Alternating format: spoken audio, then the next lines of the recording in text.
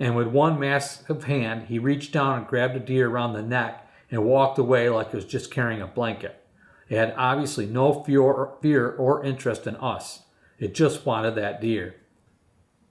Hello and welcome back to Talk About Strange.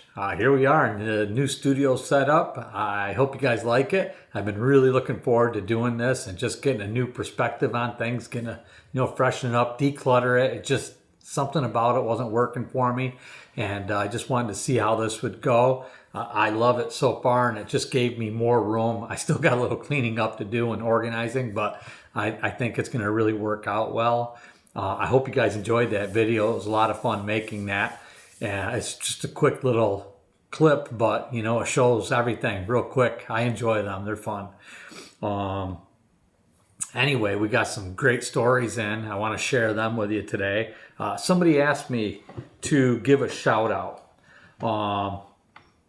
Who do we got here? Steve, can you please give an announcement for a channel from Alberta, Canada? It's called Swan Lake Bigfoot. Robert owns the channel, and it is truly an honest channel of Bigfoot on his own farm and surrounding areas nearby. He is wonderful and deserves many more subscribers. I don't understand why his channel doesn't seem to be growing, because the encounters are amazing and real. I'd appreciate it very much. Yeah, I have not had a chance to check that channel out, you guys, but go over there and check it out and see. Robert... Let me see, Swan Lake Bigfoot. I mean, it's worth checking out, right? We all enjoy this stuff, so check it out. Maybe you can give him some love. Is it Alberta? Robert, yeah. And let me know what you think. So I don't mind giving a shout out to somebody who deserves it.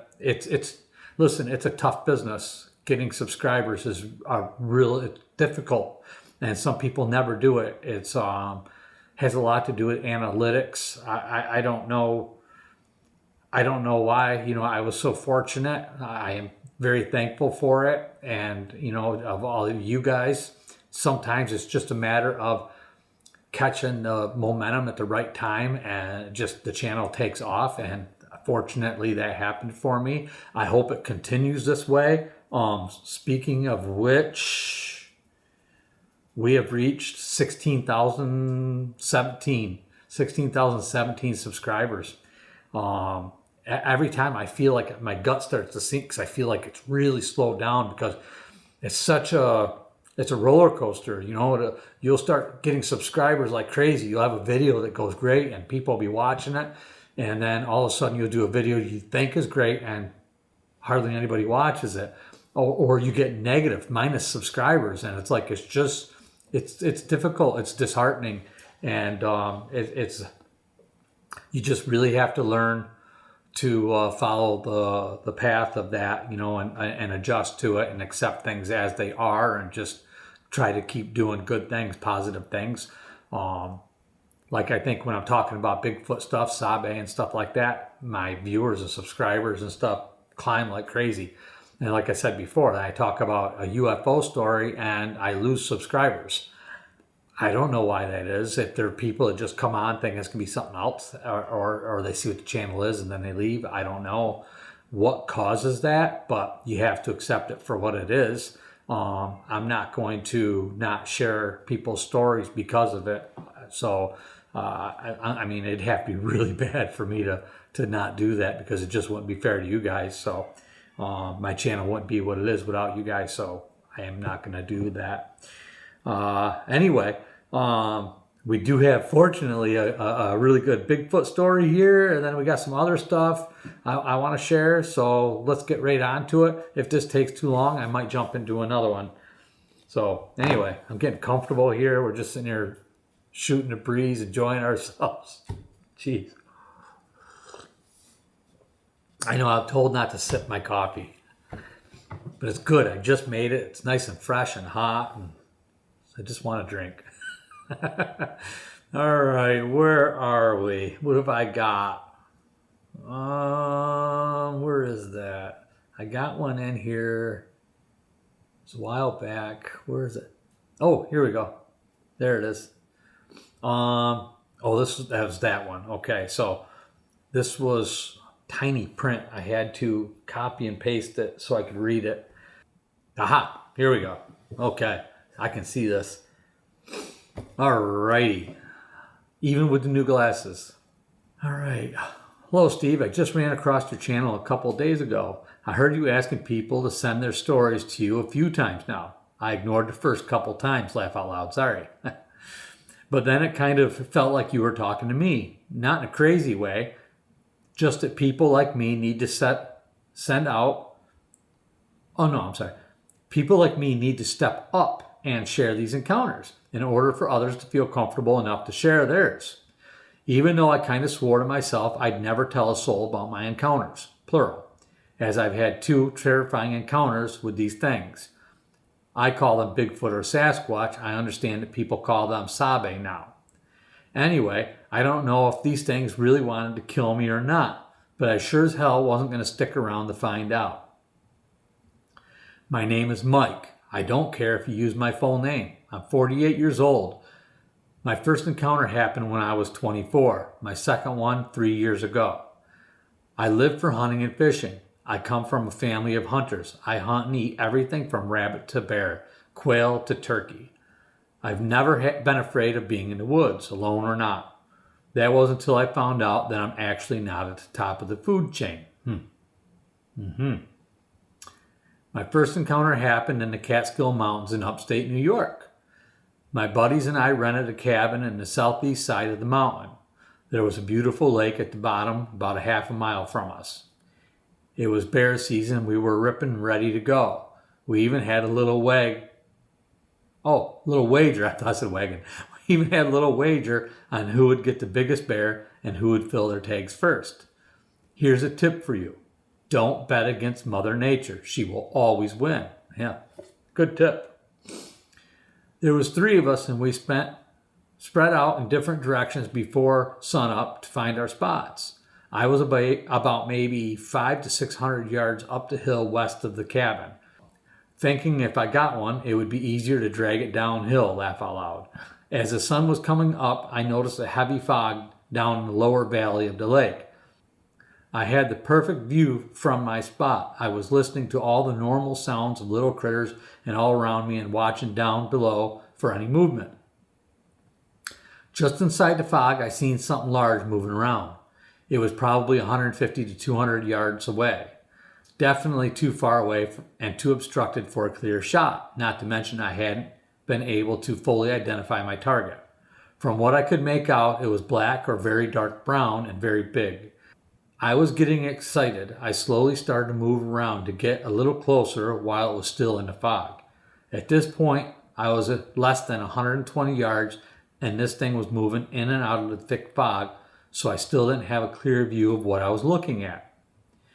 All of a sudden, it stood up with its back to me. I thought my eyes were playing tricks on me. I've seen plenty of bears stand up, but this didn't look like a bear. It had the shape of a huge man covered in hair. The shoulders must have been at least 3 to 4 foot across. Whew!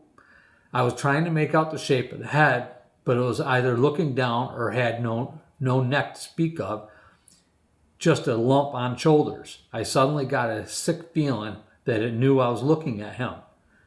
It became motionless for a moment and then disappeared into the fog. I sat still and waited because I still wasn't sure what I saw, but I had this awful feeling that something was watching me. Then I realized how quiet it had become. I thought, screw this, I'm heading back to the hill where I felt safer. I was moving up the hill when I heard something off to my left, just downhill from me. There was a thicket of small trees around a massive root base, from a tree that had fallen. The base was all of 8 foot tall and left a good-sized hole in front of it. I looked back over my shoulder, and there he was standing behind the root base.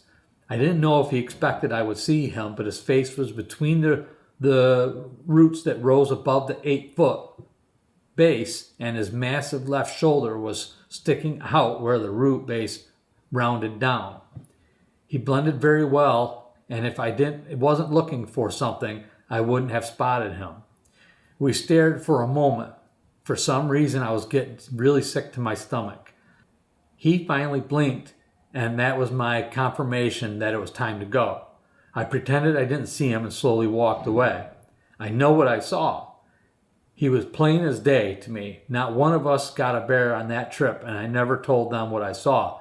But I'll tell you this, he was the reason we didn't get one. I guarantee he cleared that area. Who? You're not the first one. A lot of people have seen them in the Catskills. It's a very well populated area for Bigfoot, Sasquatch, Sabe. I've heard that. We have another story from a lady, Bigfoot saved her life. So, all right, let's get on. You got your second one here.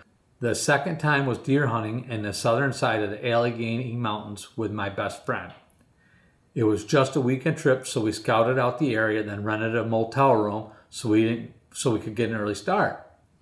We arrived well before sunup and headed out with our headlamps on to see. We used one of those utility roads so it'd be easy to get in and out. We found spots and waited a good part of the day and didn't see anything. My buddy said maybe one of us should hike into the woods and circle back so that we can push something to the other one. I agreed because we were only staying for the day and I really didn't want to go home empty-handed. I have a freezer to keep full, So I took the first push. I walked up ahead about 150 yards and turned right into the woods. I walked back in about 1,000 yards, swinging right around 150 yards or so, and pushed my way back towards the trail. I was only halfway back when I heard the shot. When I got back to the utility road, my buddy said he hit a nice sized doe and was waiting for me. I asked him where it was, and he said it crossed right in front of him about 50 yards, stopped. He shot it, but it ran into the other side, so we had to track it. He said no way it got far because it was a nice clean shot. We walked to where he said he had hit it, and sure as heck there was a nice blood trail to follow. We expected it to be just past the hedgerow, so we pushed through, and about 30 foot in we found the drop zone. It was obvious, but the deer wasn't there. He said no way that deer walked away. We looked around and found the trail again and started to follow it. Both of us basically scratching our heads like, what the hell's going on here? We thought maybe another hunter tried to scarf our deer and wasn't going to have that. I told my buddy, let's spread out and we'll try to get ahead of him, cut him off. I said, but don't be rude, we just want to get our deer back. So we split up and hightailed it to try to get ahead of this guy. We met back up around and couldn't find a trail, so we knew we must have been ahead of him. We waited a few minutes listening for him, but didn't hear him coming, so we started to move in. All of a sudden, I got that same old feeling from years ago. I stopped and realized I wasn't hearing anything but us walking. No birds, no chipmunks, not even bugs. I told my buddy to stop, and he looked back at me and said, what is it? I said, we need to get the F out of here now. He asked why, but I told him I'd explain later. He ignored me and started walking forward. I said, no, we need to go, trust me. He laughed and said, like hell, I'm not walking back out of here.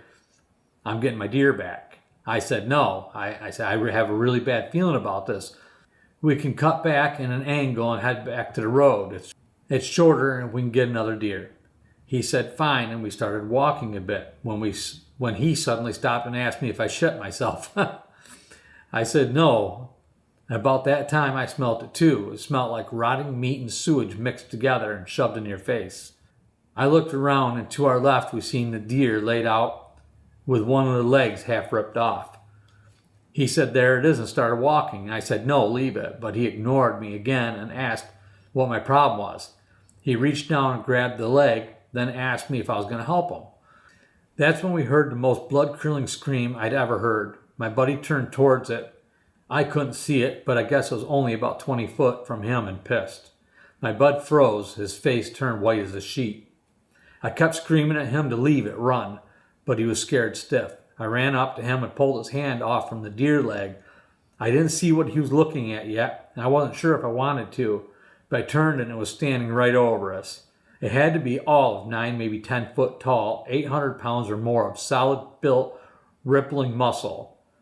I grabbed my buddy and backed up slowly with our heads down. I don't think he was interested in us. This thing was hungry and pissed. We We got about 10 yards back. The way I figure it, we shot what he was already planning on eating for dinner. Again, we went home empty-handed. And again, we never spoke a word about this to anyone until now. I still hunt, but my buddy doesn't. Only now I listen to the sounds of the woods. If it's quiet, I leave. The way I see it is, if it wanted us dead, it had a couple of opportunities, but I'm not going to push my luck. But listen, I'm still a diehard Bigfoot Sabe fan. I don't care. They actually are the top of the food chain, and I have nothing but respect for them. As for my buddy, sometimes when we are hanging out and driving somewhere, I see him staring at the woods. Unfortunately, I don't think he will ever get past this. Anyway, that was my encounter stories. This is the first time I've shared them with anybody, so I hope you appreciate it, laugh out loud. I'll be watching the comments to see how many people think I'm nuts, laugh out loud. Peace out, brother, Mike. Wow. Oh, man. Holy cow. That must have been terrifying. Yeah, you can have that deer. Go right on, man. Yeah, that's the kind of thing, I hear quite a bit. That reminds me of that other story I read where it just circled down around and was watching the guy, but that one didn't do anything. I mean, he had every opportunity, but wow. So you just don't know, like, don't touch my food. I get that, food aggression, but, I still have to say, if they were killers, you guys would have been done. It would have been nothing for him to take you guys out. He was that close. There was nothing you could have done about it. That big, one swipe, and probably would have taken both of you out with one swipe. So, he just wanted his food, get out of my woods, and that's it. I'm curious, you ever go back there hunting again? I bet you haven't. Start running out of places after a while. Now there's a lot of places to hunt. Anyway, yeah, thank you for sharing that with us. That's a great story. Let me see if we got anything else here. Our buddy Jeff shared a really awesome picture with us. Patterson Gimbal Film 50th anniversary. So I'll put that up for you guys to see. That's really cool. All right, so that's it on that one. That's the only Bigfoot story I have right here that I can find offhand. I think I got to get in there and look. I've been trying to put my stuff in different folders to organize them, so I'm still getting used to that setup, but I'll get in there and take a look. I thought I had another one, but I'm just not seeing it right now. Anyway, that was a really great story, and thank you for sharing that with us again, Mike. And so that's going to be it. I'm going to see if I can get into one of these other stories that we have. We have a UFO story, then we have a really cool ghost story. So we got some great stuff here to share. So I'm going to get to it. I just want to try to keep them separated. I don't know. I think people want Bigfoot story, and people want ghost story, want a ghost story, right? I don't know, maybe. Anyway, you guys let me know what you think about that theory. So thank you for joining me, and I will see you again very soon.